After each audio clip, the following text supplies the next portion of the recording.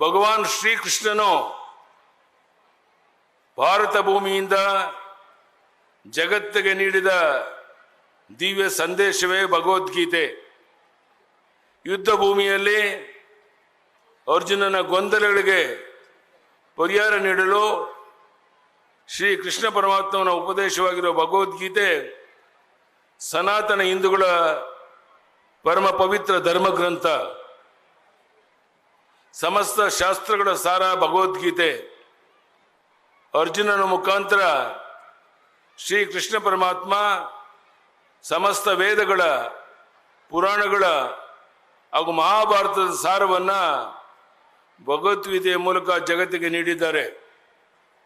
ಶಂಕರಾಚಾರ್ಯರು, ಶ್ರೀ ರಾಮಾನುಜಾಚಾರ್ಯರು, ಶ್ರೀ ಮಧ್ವಾಚಾರ್ಯರು, ಸ್ವಾಮಿ ವಿವೇಕಾನಂದ, ಬಾಲಗಂಗಾಧರ ತಿಲಕರು ಸೇರಿದಂತೆ ಅನೇಕ ಆಚಾರ್ಯರು, ಸಾಧುಗಳು ಯಾವುದೇ ಸವಾಲುಗಳನ್ನು ಎದುರಿಸಬಹುದು ಎನ್ನುವ ಧೈರ್ಯ ನೀಡುತ್ತದೆ. ಜೀವನದ ಪ್ರತಿಯೊಂದು ಸಮಸ್ಯೆಗೂ ಕೂಡ ಭಗವದ್ಗೀತೆಯಲ್ಲಿ ಪರಿಹಾರವಿದೆ. ರಾಷ್ಟ್ರಪಿತ ಮಹಾತ್ಮ ಗಾಂಧೀಜಿಯವರ ಮಾತನ್ನು ಇಲ್ಲಿ ಉಲ್ಲೇಖಿಸುತ್ತೇನೆ.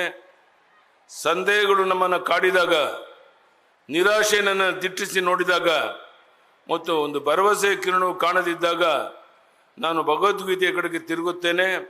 ಅಲ್ಲಿ ನನಗೆ ಸ್ವಾಂತನ ನೀಡುವ ಶ್ಲೋಕವನ್ನು ಕಂಡುಕೊಳ್ಳುತ್ತೇನೆ. ತಕ್ಷಣವೇ ನಾನು ಅಗಾಧ ದುಃಖದ ನಡೆಯು ನಗಲು ಪ್ರಾರಂಭಿಸುತ್ತೇನೆ ಅಂತ ಹೇಳಿದ್ದಾರೆ. ಹೀಗೆ ತಮ್ಮ ಜೀವನದಲ್ಲಿ ಭಗವದ್ಗೀತೆ ಎಷ್ಟು ಪ್ರಮುಖವಾಗಿದೆ ಎನ್ನುವುದನ್ನು ಗಾಂಧೀಜಿ ಹೇಳಿದ್ದಾರೆ.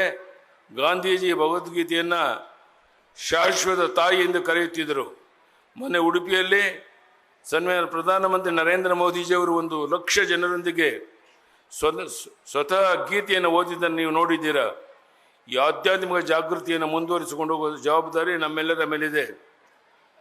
ಶ್ರೀ ಸೌಂದರ ಸ್ವರ್ಣವಳ್ಳಿ ಪೀಠಾಧೀಶರಾದ ಪರಮ ಪೂಜ್ಯ ಶ್ರೀ ಗಂಗಾಧರೇತರ ಸರಸ್ವತಿ ಮಹಾಸ್ವಾಮಿಗಳು ಸುಮಾರು 18 ವರ್ಷಗಳಿಂದ ಶ್ರೀ ಭಗವದ್ಗೀತಾ ಅಭಿಯಾನವನ್ನು ನಡೆಸಿಕೊಂಡು ಬರ್ತಿದ್ದಾರೆ.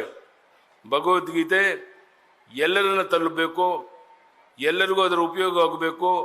ಆ ಮೂಲಕ ವ್ಯಕ್ತಿತ್ವ ವಿಕಸನವಾಗಬೇಕು. ಸಮಾಜದಲ್ಲಿ ಶಾಂತಿ ಸೌಹಾರ್ದತೆ ಉಳಿಯಬೇಕು. ಸನಾತನ ಸಂರಕ್ಷಣೆ ದೃಷ್ಟಿಯಿಂದ ಸತತವಾಗಿ ಅಭಿಯಾನವನ್ನು ನಡೆಸಿಕೊಂಡು ಬರುತ್ತಿರುವ ಪೂಜ್ಯ ಶ್ರೀಗಳು ಪ್ರಯತ್ನ ನಿಜಕ್ಕೂ ಶ್ಲಾಘನೀಯ. ಆ ಮೂಲಕ ಸದೃಢ ವ್ಯಕ್ತಿತ್ವ ಮತ್ತು ಸಶಕ್ತ ಸಮಾಜ ನಿರ್ಮಿಸುವ ಕೆಲಸವನ್ನು ಮಾಡುತ್ತಿದ್ದಾರೆ. ಈ ವರ್ಷದ ಅಭಿಯಾನದ ಸಮಾರೋಪ ಶಿವಮೊಗ್ಗದಲ್ಲಿ ನಡೀತಾ ಇದ್ದು, ಇಷ್ಟು ದೊಡ್ಡ ಸಂಖ್ಯೆಯಲ್ಲಿ ನೀವೆಲ್ಲರೂ ಕೈ ಜೋಡಿಸಿರುವುದನ್ನು ಕಂಡು ನನಗೆ ಅತೀವ ಸಂತೋಷವಾಗಿದೆ.